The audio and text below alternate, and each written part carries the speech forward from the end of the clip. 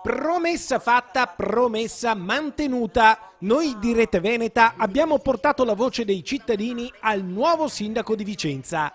La domanda è: cosa non va davanti a casa vostra? Voi continuate a segnalarci i vostri problemi quotidiani. Noi trasmettiamo tutto a Francesco Rucco. Eccolo qua. Iniziamo mostrandogli i dolori di San Pio X.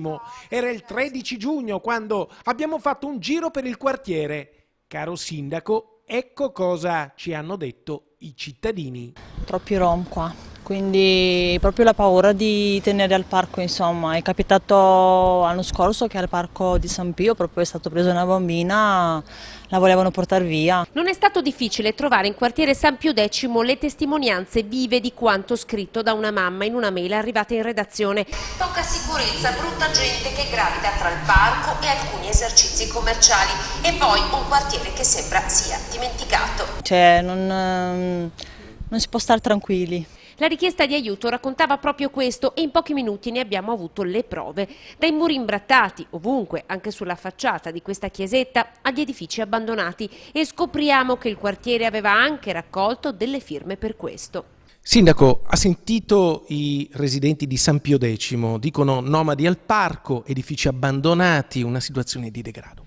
Sì, è una situazione difficile, ci è stata denunciata anche in campagna elettorale e noi abbiamo particolarmente attenzione sul territorio per la questione nomadi e confermeremo intanto l'ordinanza, quello per le zone rosse, ampliando anche i territori coinvolti e poi un controllo del territorio da parte dei vigili più capillare. Francesco Rucco assume questo impegno per San Pio X davanti alle nostre telecamere, ai nostri telespettatori e a tutti i cittadini di Vicenza.